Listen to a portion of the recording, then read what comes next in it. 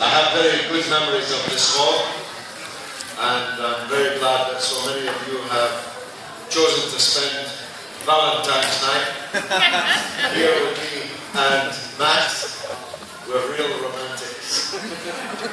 Saturday night, Valentine's night in Frizinghall Community Centre. Frizinghall is a very great community, and this community centre are a very great one. And as I say, some great work happens here, and it's vital to the community. And playing host tonight to one of the most watched and revered television performers. But enough about me. Now seriously, I just want to say a few words because you get to hear me all the time, and especially in the next 85 or 86 days or so, you're going to be hearing me every single day. But you don't often get a chance to hear Max Keiser, at least not in the flesh.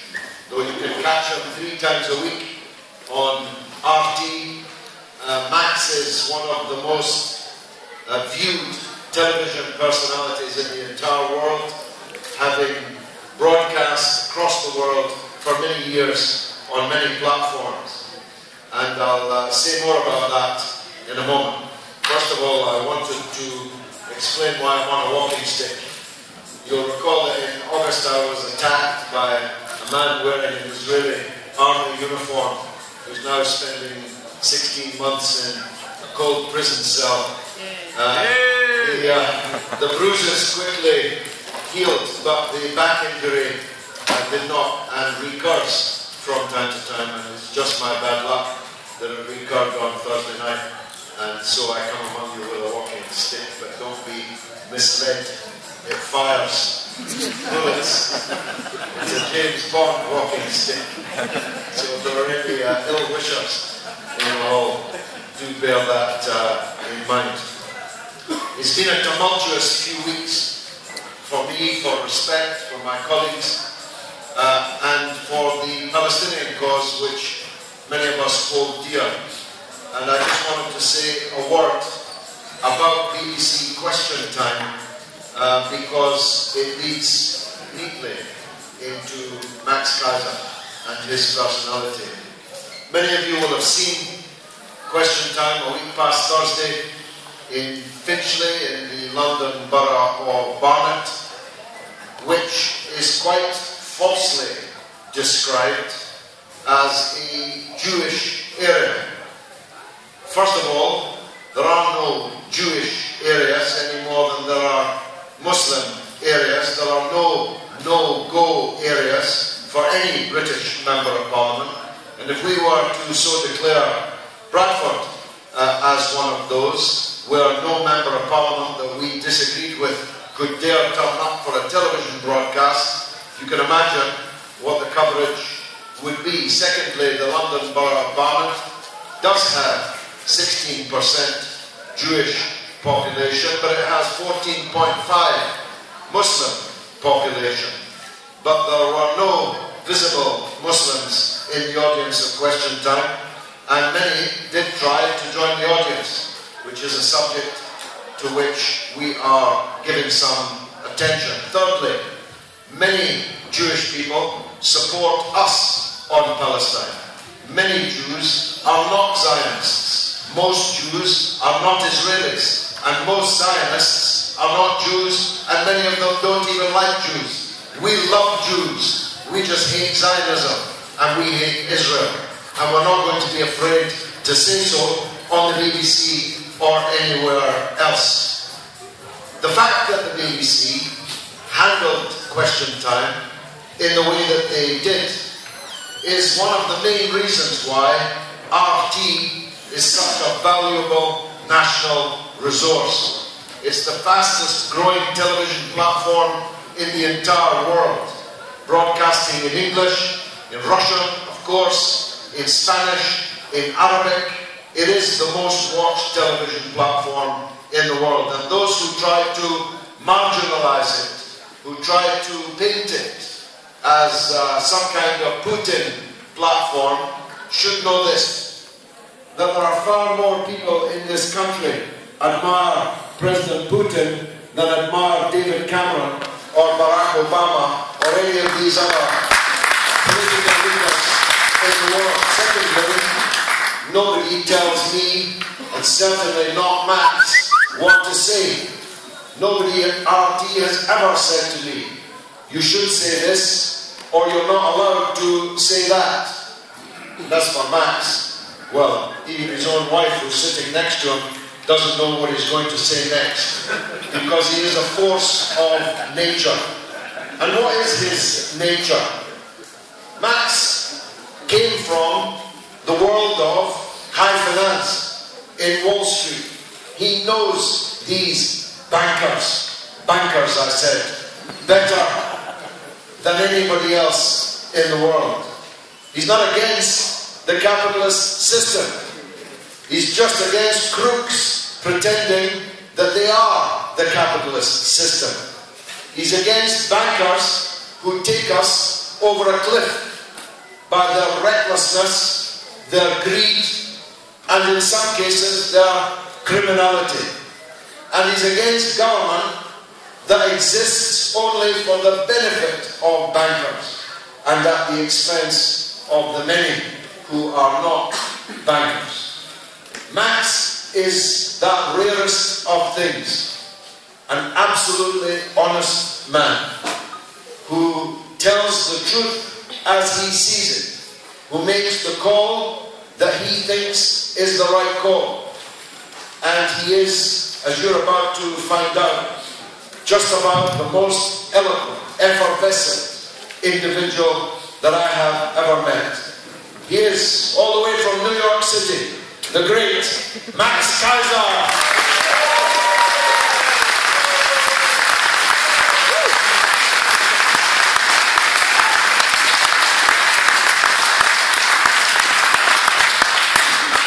Thank you so much, George Galloway. Hello, Bradford! Next to Leeds! No. So I have to explain to you my knowledge of Bradford and Leeds. It goes back to when I first came here a couple of years ago. I met up with a fellow who explained to me that I needed to start following the Sheffield Wednesday Football Club. And I'd never heard of Sheffield Wednesday. And I said, well, why should I follow Sheffield Wednesday? He said, because we hate Leeds. So that's it. That's my total some knowledge of football in this country. How's everybody doing? How are you feeling? What's happening? Are you politically engaged?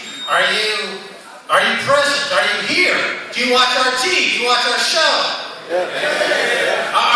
Do you know what we say about the bankers, the banksters? Are you suitably repulsed and revulsed and nauseous? I brought some vomit bags. If you need to vomit while we're talking about HSBC, let me know. I'll come running over and you can puke into one of these bags. And then we can send it to HSBC. And they can use it to collateralize another $1 billion in loans. Puke collateralized loan obligations by HSBC. You know, HSBC actually, like many institutions in this country, banking institutions, is technically insolvent. They have really nothing on their books of any resale value at all. What they rely on to exist is bailouts and handouts from the government. As a matter of fact, I'm thinking about making a show called Benefit Street.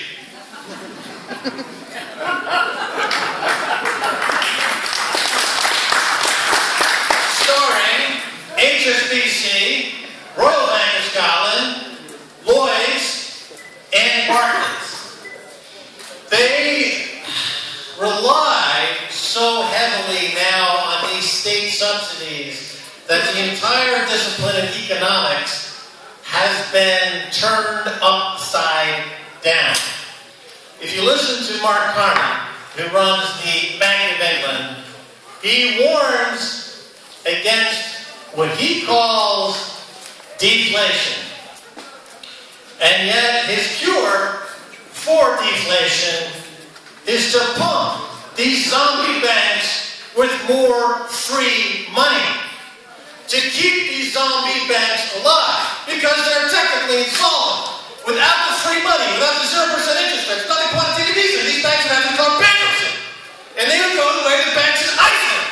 And they would be in jail. The bankers would be in jail because they've committed fraud over and over and over again. Jail! Jail is the nice thing for these bankers to be experiencing. Look what's happening in Greece. Greece finally said, you know what? We've had enough of the Troika. We've had enough of the IMF. We've had enough of the EU. We've had enough of bankster-imposed terrorism, financial terrorism. And they have put into government now folks that are pushing back against these institutions. And they're saying, look, we're in Greece, we're bankrupt. Stop trying to steal the state lottery. Stop trying to steal the shipping lanes, the shipping business, the islands of Greece to pay off debts that we never are responsible for. You impose them from above. And to pay off these debts, you're seizing our assets. You're seizing the things we've spent hundreds of years building, thousands of years developing. You're stealing them. What does this remind you of? They say this country is indebted. Of course, it has a lot of debt. And the government's imposing austerity. And what are they stealing in this country? The NHS, the transportation system, the education system.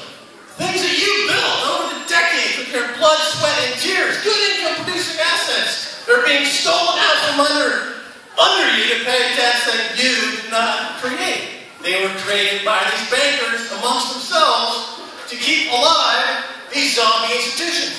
Banks that are technically insolvent. HSBC is technically insolvent. If you were to go to the market, try to sell in the open market, go to eBay and put HSBC up for sale and mark to market every single one of their bonds on their books for what it could really be sold for, not the nonsense that they say they're for, but what they could really be sold for, you would be getting exactly zero.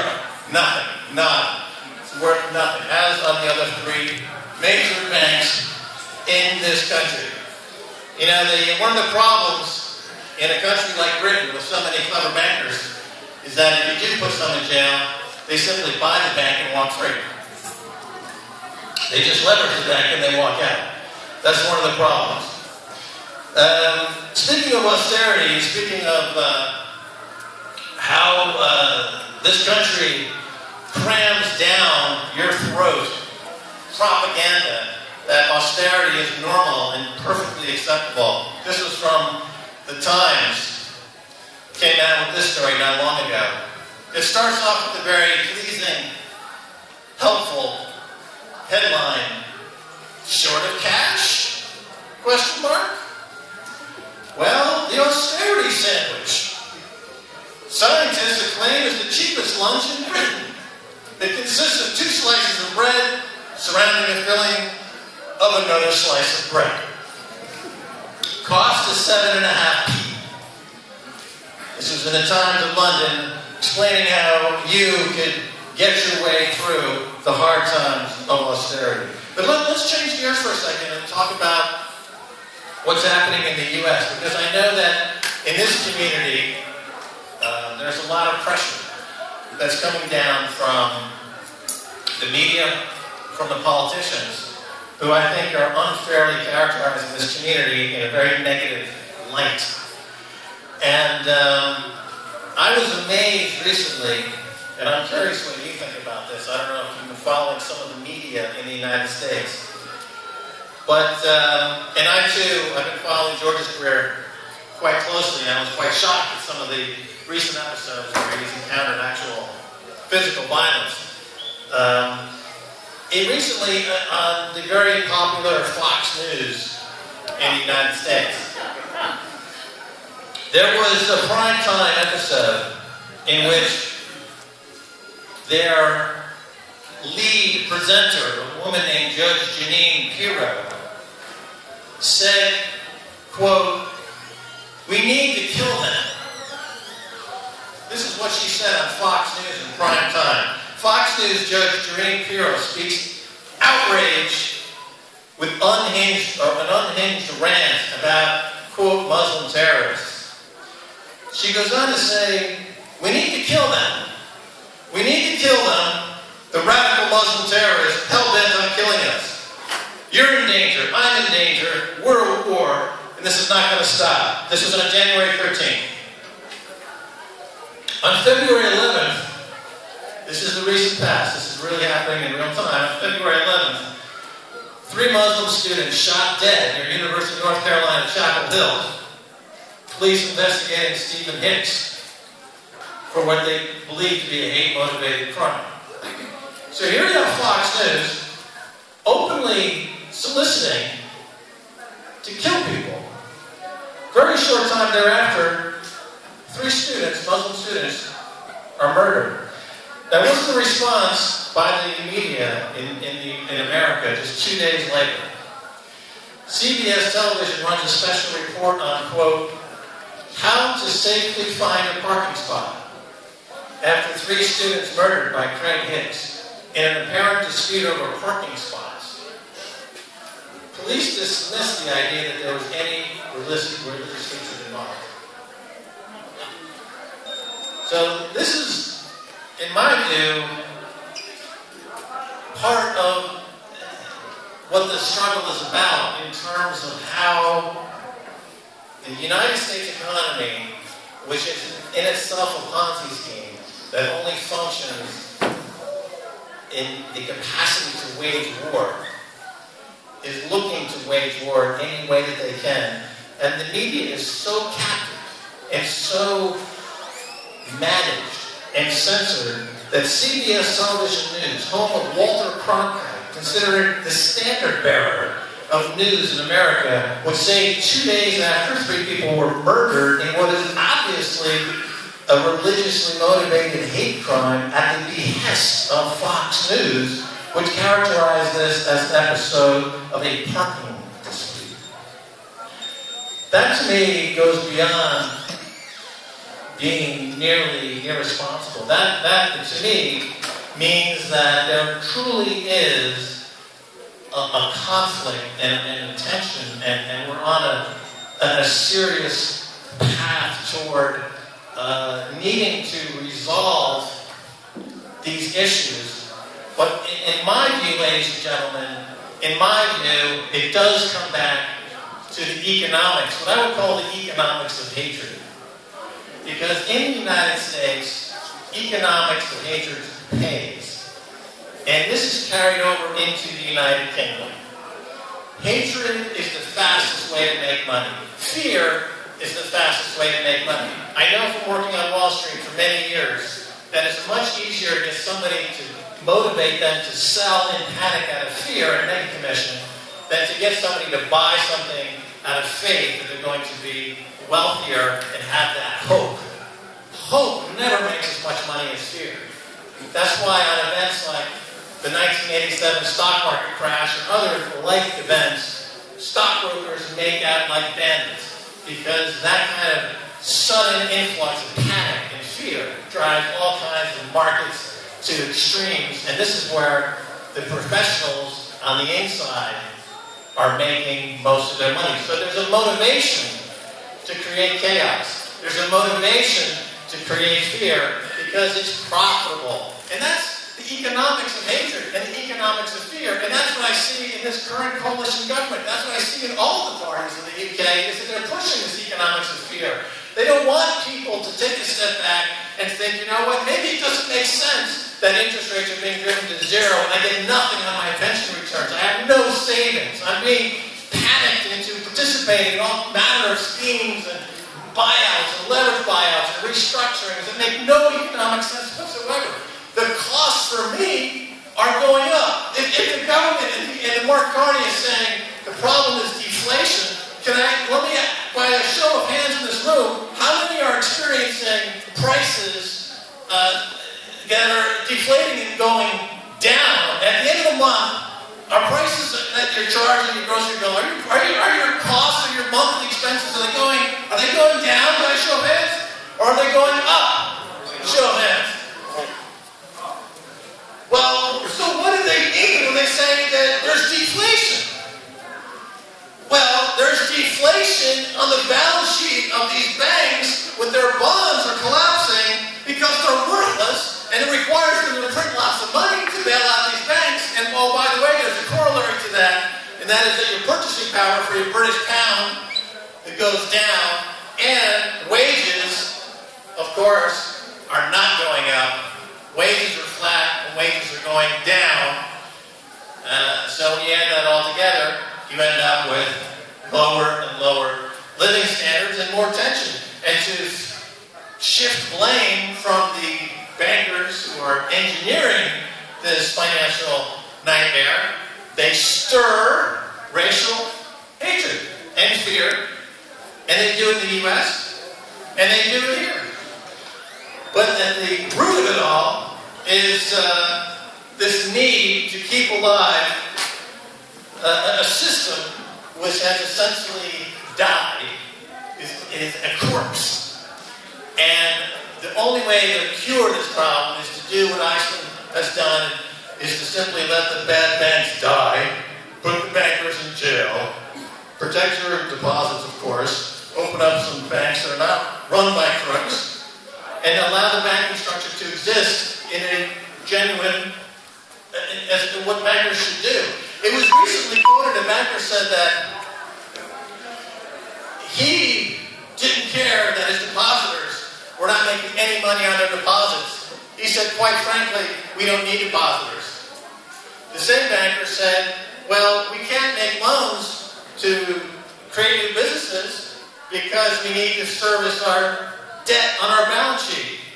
So these banks are not making loans, and they're not paying on your deposits. So if the bank's not paying any money on deposits, they're not making loans, what is that bank doing? The definition of a bank is that it makes loans and pays on deposits. That's what a bank does. If it does neither, it's not a bank. And what is it? It's a parasite. It's an institution that's holding our government hostage. And if the government doesn't deregulate the bank more, it'll crash the economy. It'll crash the markets. You're being held hostage by psychopaths. I'll give you proof. This is from a Wall Street Journal article I read in 2005, which I keep it with me. It's very telling. It's called Lessons from the Brain-Damaged Investor. The UK investment banker says, at one major investment bank for which I worked, we used psychometric testing to recruit psychopaths because their characteristics exactly suited them to senior corporate finance roles. Why is that? Why would they recruit psychopaths to be in a bank and to manage money? Because if you're a psychopath, you lack something very key. It's called empathy. And if you had empathy and you worked at the bank, would you be doing what the head of HSBC is doing? Ripping, financing Mexican drug cartels? Ripping off the tax system? No, because you had some empathy, but empathy is stripped away. This is part of a story about Robert Bales, a U.S. soldier suspected of an Afghan massacre of 16 civilians, whose previous job was a stockbroker.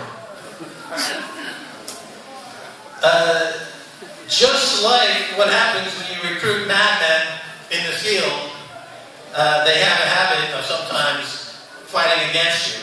The same thing can happen in the world of business and finance. If you hire psychopaths because you know that they will perform ungodly acts of ripping people off, destroying the system, and psychotic acts of financial terrorism, it can come back at you, and it can harm you. One of the biggest, the strongest examples of what happens when you allow somebody who's got the psychopathic demeanor of a banker in office. I refer to the story of Tony Blair, who I would say is the prototypical stockbroker turned psychopathic political leader. and I've told this story a few times. I think it's one of the most disturbing stories in recent British history. But Tony Blair was in office during a time when the British aerospace was being investigated for a major problem. They had a £200 million slush fund that they were using to launder money back and forth between this huge deal was being done between Britain and Saudi Arabia. And the Financial Times did a very powerful expose of this. They were being investigated by the slush fund, and apparently French Bandar, told Tony Blair while he was in office that if the Serious Fraud Office did not call off the investigation in the slush fund, that he could not guarantee another 7/7 like bus bombing wouldn't happen in London. Think about that for a second. This, of course, was after 9/11, a sitting prime minister being threatened with an act of terror. And what does Tony do? He, of course, does nothing. And this is the Serious Fraud Office, of course, does nothing.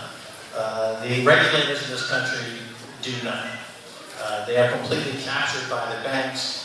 And you've seen this now with the HSB scandals and many other scandals, that there's absolutely no pushback by the regulators. Occasionally, though, how are we doing, by the way? Is everyone? Yeah, let's go.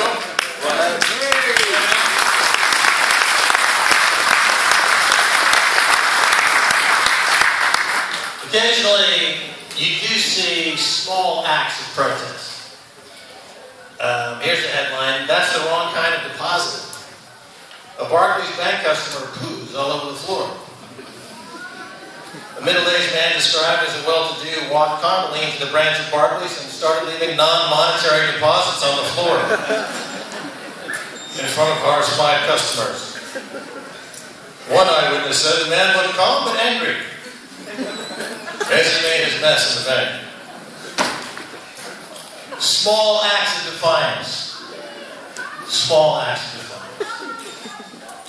Sometimes lead to more organized and bigger pushbacks. As we do have seen now in Iceland, and I think Greece is a major turning point in this banking recent history of the tension between the have-nots and the have-yots. How would I boil this all down to one equation, if you will, one point? And I think this quote from Warren Buffett, who's one of the richest guys in the world, says it nicely. He says, "There is class warfare, all right, but it's my class, the rich class, that's making war, and we're winning." And that's pretty much, I think, is a good way to look at the world from this point of view. There's a war going on. It's a class war. But it's coming from the top, and it's attacking the bottom. Now, how do the rich wage class war against the poor? And if you think about it, when it's the poor waging class war against the rich, famously in the French Revolution, you had decapitation. That was the centerpiece of the Reign of Terror and the end of nobility in that era. When it's the rich going after the poor, it's decapitalization. Decapitalization. Any way this class can decapitalize you, can remove your economic sovereignty, they will. Mostly, it comes from increasing debt. The more they can increase debt, the more you lose your economic freedom, your economic sovereignty, your voice. And, for example, in Britain pays every week $1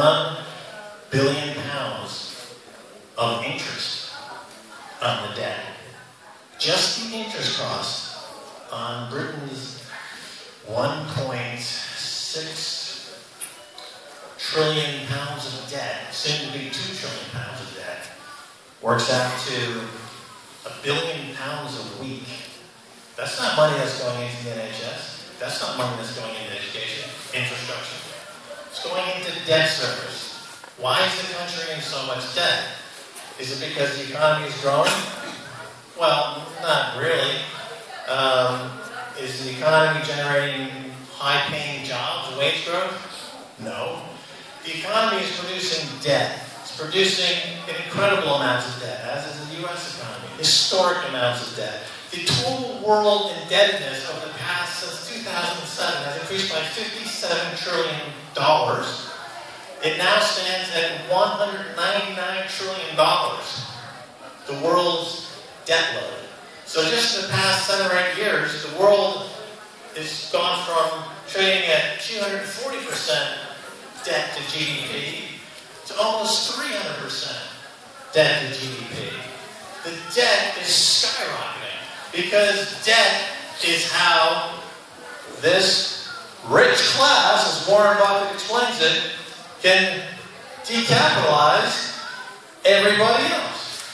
How come during the last 7 years, during a period when GDP and wages and the economy for everybody was basically flat to down, did the top generate profits and wealth gains of 300, 400, 500%? How is that possible? Because they're the ones that get fees on the debt.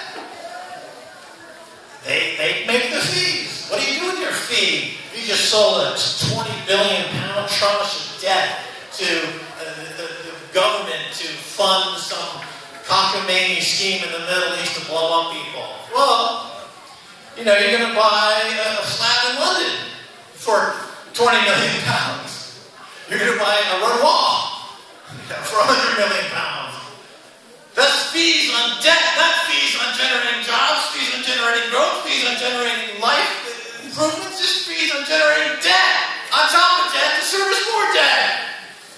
And this government says, well, we're not going to do anything about it. HSBC, slap on the wrist. Barclays, slap on the wrist. Barclays had a group within the bank called the Global Restructuring Group, whose job was to find their own customers who were straddling the line of bankruptcy, push them over the edge, push them into bankruptcy, and then buy the assets for pennies of a dollar and sell them to another division at Royal Bank of Scotland. That's your bank! Attacking your companies with your jobs, with your money! Bastards!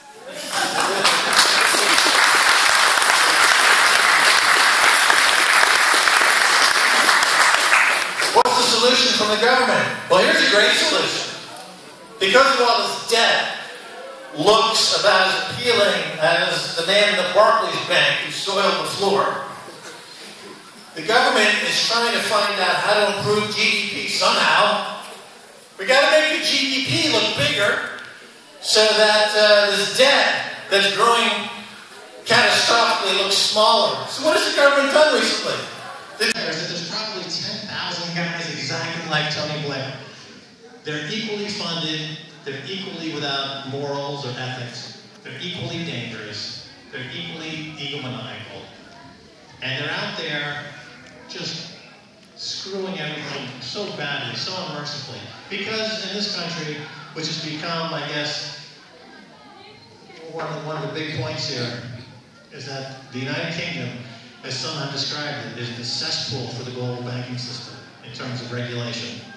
All the big frauds that we have come to know over the past 10 years, AIG, Bernie Madoff, Lehman Brothers, JP Morgan, they all have had the majority of their activities come through London because London has the easiest regulations in the world. Criminal banksters shop their fraud in London because it's the best place to commit financial fraud. And this point, again, is not unknown. Many people have made a note of this. And just to point out that these folks are not exactly taking your plight or my plight in a way that's making them lose any sleep. The makers of Monopoly. Anyone here play Monopoly as a kid? Yeah. Hasbro, they have a new edition. They replaced the fake money with real cash. In some sense, meaning these each set comes with 20,580 euros. So it's the perfect Valentine's gift for that special someone who you want in your life, or a set of Monopoly of actual money. So they're not exactly hiding all this that they're doing. The number of crimes that these banks have committed, I could mention, 100 of them, but I think you get the basic point. I think George wanted me to get into a bit of the Q&A, but before I turn it over back to George, I just want to review a couple of quotes that I've collected over the years that I think are pertinent in these times. In 1790, John Locke, one of the architects, if you will, of the Enlightenment, when the social contract is broken, the people must revolt. And that's what the people in Iceland and Greece are doing. And clearly the social contract is broken. When HSBC or Barclays or RBS says, technically we're not breaking the law, the response is, you've broken the social contract. You do what you do because of what our large, including you in that position, as part of this social contract between the governed and the governors. When it's broken, you must revolt. That's what the architects of the Constitution of the United States, the Bill of Rights, the Declaration of Independence, the thinkers in this country, Adam Smith, part of the Enlightenment, who understood how to build an economy where the risks are spread out. They understand that it's based on a promise between two parties. And if that party, if it is destroyed, there's no excuse that these bankers can make at this point that would preclude a major uprising. Mark Carney, Bank of England governor, said, jailing bankers will not fix bad behavior. That's an appalling statement. Why don't we apply that to everybody in the society? If I go steal, some Lucozade at the corner shop, if I say, I don't think putting me in jail is going to cure my bad behavior, is that sufficient defense? But here it is, the governor of the Bank of England making that claim. Larry Summers, of course. Bill Black, who's one of the most famous regulators in the world, said that London is a financial regulatory cesspit. Paul Moore, formerly of HBOS, said that London is the center of a financial holocaust. He made this remark on my show, describing 100 million people thrust into abject poverty due to the crimes of the banking elite. How many of those people are going to be dead? Millions and millions. So his remarks, I believe, are well founded. And with that, George, I think I've covered the gamut. And we can go to a Q&A if that's okay. What do you think?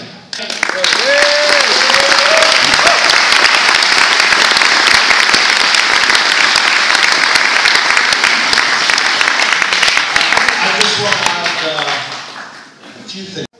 All of this criminality began, and most of it happened, when we had a so-called Labour government in power. All of it. That's why it's so easy for David Cameron to answer the attack which Ed Miliband is now making and which I support.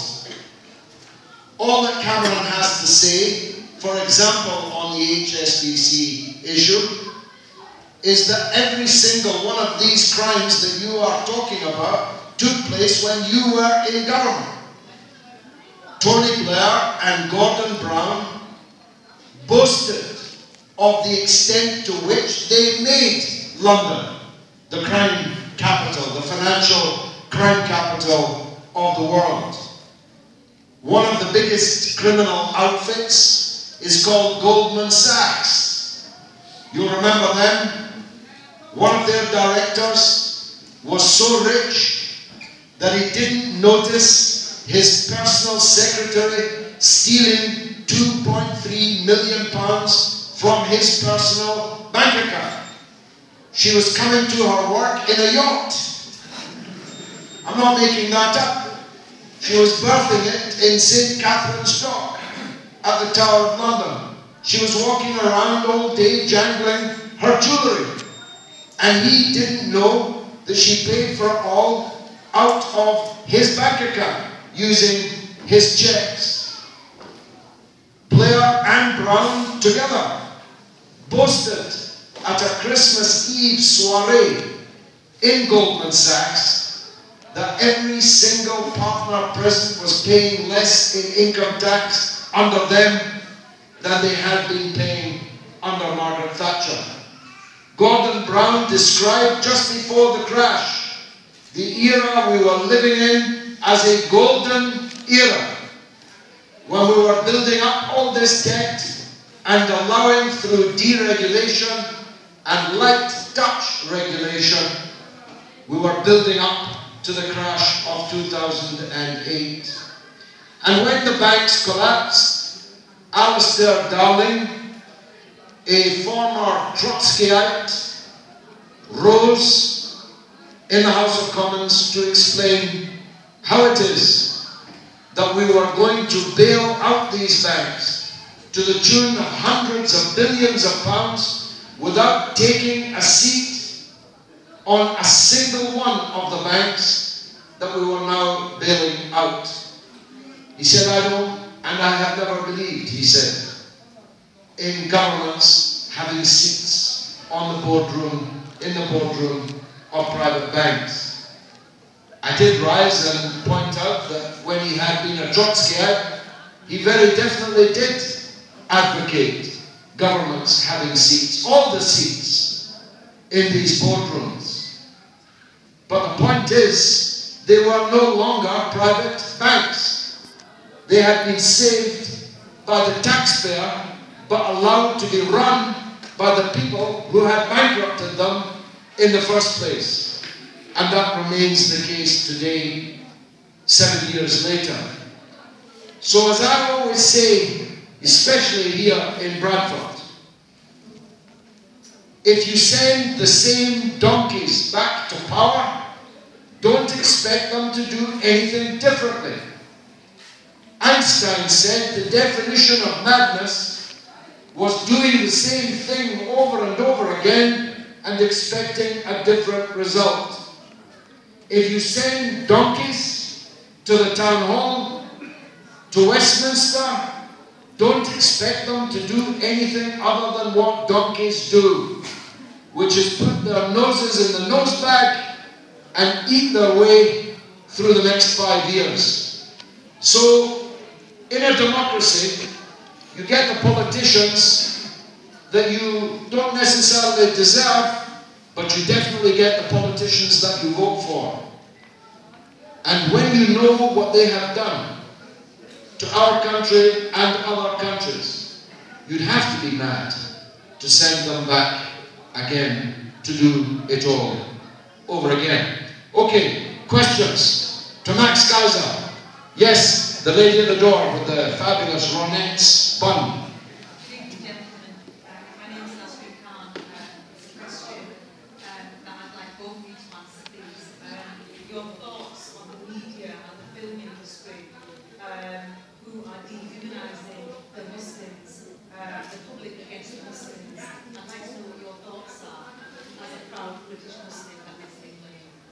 Well, Max touched on this, and I'll let him answer it substantively, but I would just, as a precursor to what he'll have to say, nothing could crystallize this sense of rage and injustice that the questioner feels more than the media coverage of the murders of the man and his wife of 6 weeks and her sister in Chapel Hill, North Carolina. The BBC did not report that murder at all. Sky reported it 5.5 hours after the Independent newspaper had broken the story in Britain. And ever since, every effort has been made to portray this as other than what it obviously is: the cold-blooded execution of 3 young American Muslims by a politically motivated killer operating out of a well of hate. The merest glance at his Facebook page shows you his hatred for religion and religious people. Yet even until now, after the 3 victims have been buried, it is still not being called what it obviously is. And ask yourself this: if 3 Jews or 3 Christians had been murdered on their knees in a cold-blooded execution by a Muslim killer, would this have been being described at the top of the news as a terrorist act? And everybody knows that's exactly what it would be described as. Max.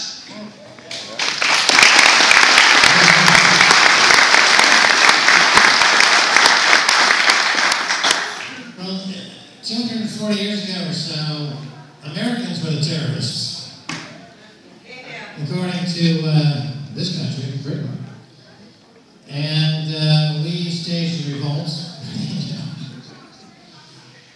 And to me, the Muslim population is being scapegoated, essentially.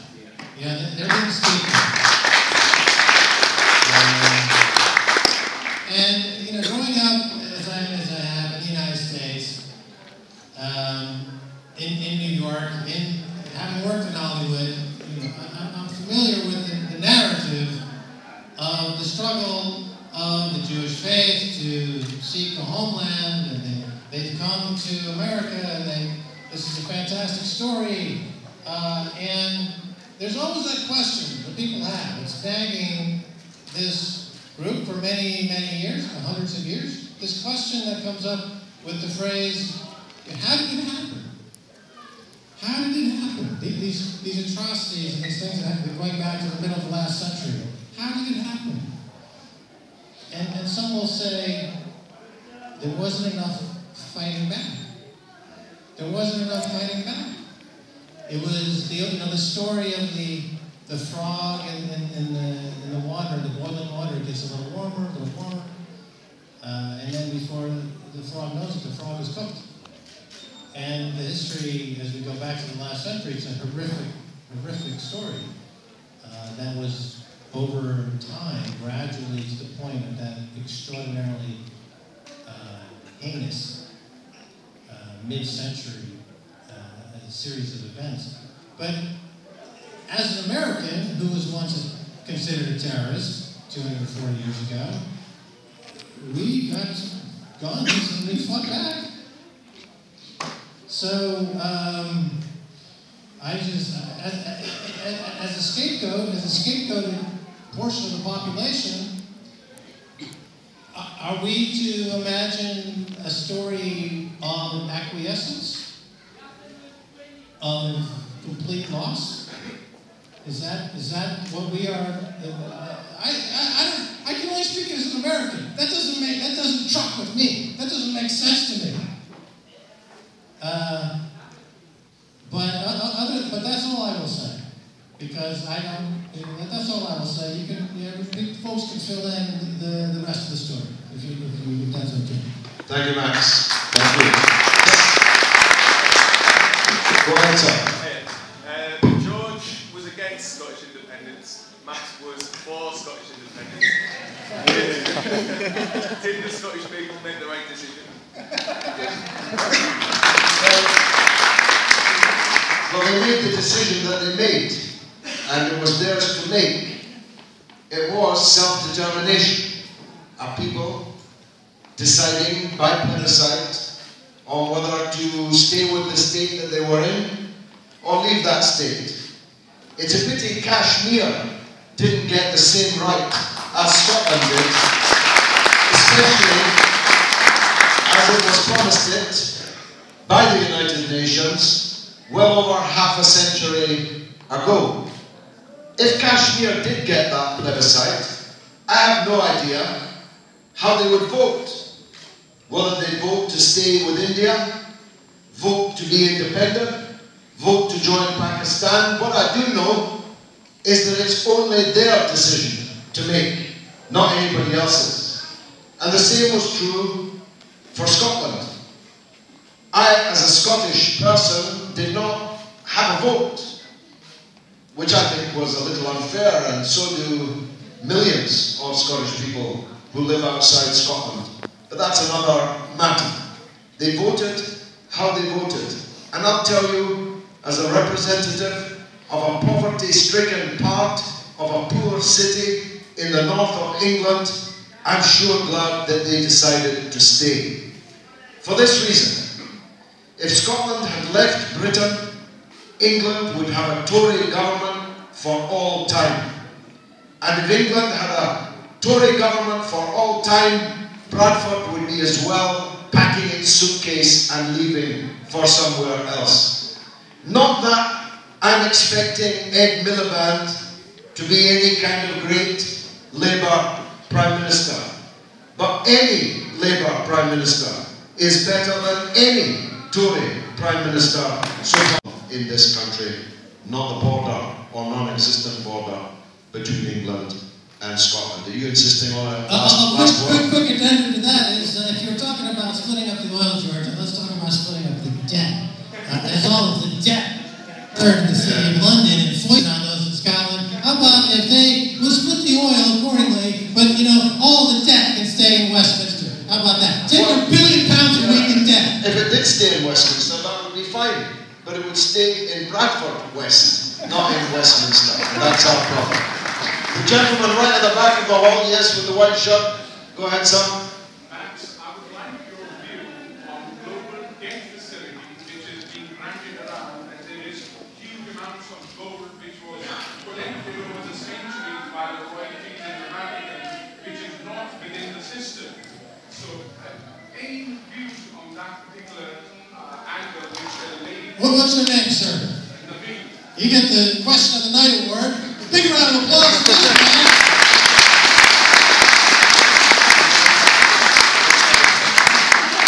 What about the gold? This mic's on. Give me your mic. I can give you the good mic.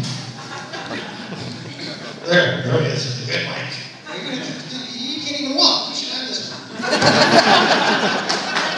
Get the good mic. Now, you asked about the gold, and of course, there was a point in time where Britain had a lot of gold. But they sold 60% of it. 400 tons. Who did that? Gordon Brown. If you see him up in Scotland, tell him you don't like that either. Okay, so yeah, the gold, as you see, sovereigns around the world and central banks around the world for the first time in 50 years are buying record amounts of gold because they realize that this paper Ponzi scheme from the city of London and Wall Street is on its last legs. And we will once again return to an economy, a global economy, that is settled in gold. And this is something for y'all to keep in mind.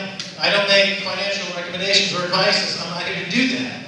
But at the end of the month, if you got a few quid, instead of going down, buying an extra sandwich or whatever, buy yourself a little gold and silver and just accumulate over time. 1 year, 5 years, 10 years, you'll be happy you did. That's my